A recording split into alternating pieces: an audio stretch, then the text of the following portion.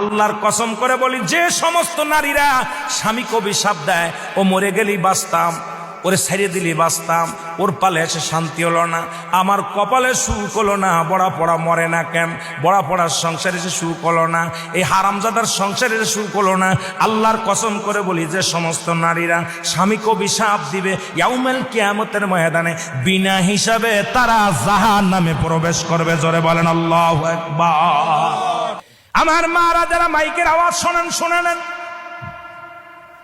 যত আপনার নামাজ, আপনার রোজা, আপনার হজ সবকিছু বরবাদ হয়ে যাবে যারা স্বামীকে লানত করবেন, স্বামীকে যারা অভিশাপ করবেন, স্বামীর বিরুদ্ধে অভিযোগ করবেন, স্বামীর প্রশংসা করবেন।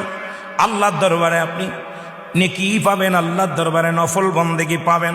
সারা রাত পরে আপনি ইবাদত করেছেন, আর একবার বলেন, আপনার মার কাছে বলেন,